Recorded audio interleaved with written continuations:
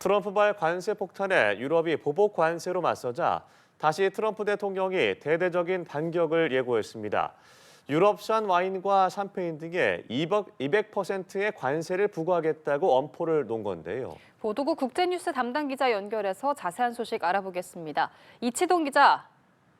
네, 유럽연합의 보복 관세 조치에 발끈한 트럼프 대통령이 더 매운맛 200% 관세로 대응하겠다고 경고했습니다.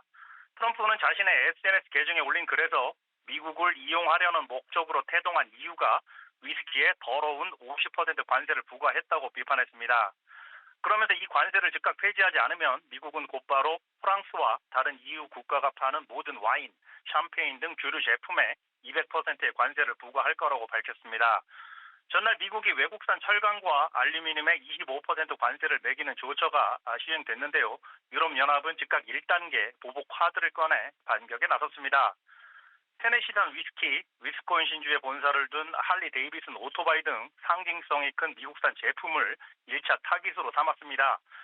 4월 1일부터 이들 제품에 최고 50% 추가 관세를 부과하기로 한 겁니다. 이에 트럼프 대통령이 또다시 초강경 대응을 경고하면서 그야말로 대서양 동맹 간 통상 전쟁이 달아오르고 있습니다. 시장 불안감이 커지면서 이날 뉴욕 증시는 3대 지수가 동반 하락했습니다. 네, 유럽연합이 쉽게 물러설 것 같진 않은데요. 그럼에도 협상의 여지는 있다고 봐야 할까요? 말씀하신 대로 EU도 앞으로 무슨 일이 벌어지든 대응할 준비가 다 돼 있다고 천명했습니다. 프랑스는 별도 성명에서 트럼프의 위협에 굴복하지 않을 것이라고 밝혔습니다.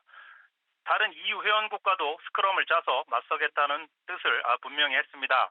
그러면서도 유럽연합 측은 트럼프 일기 때처럼 협상을 통해 문제를 해결해보자는 입장을 표하고 있습니다.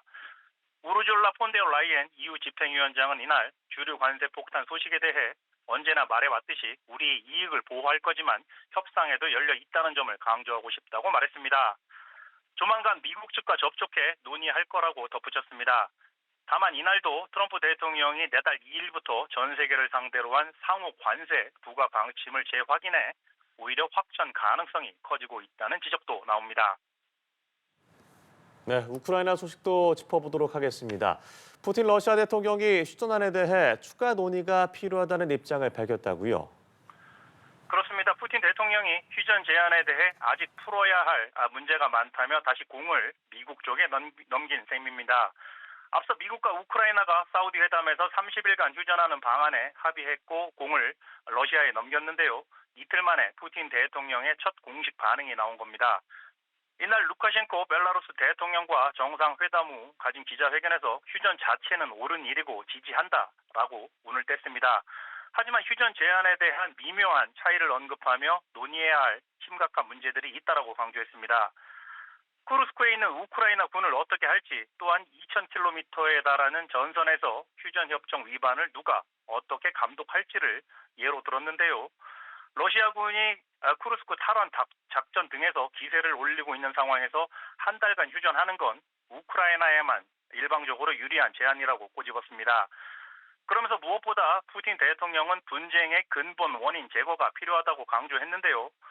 반면 트럼프 대통령은 일단 휴전을 하고 나서 협상을 통해 그러한 문제들을 하나하나 해결해 나가자는 입장입니다.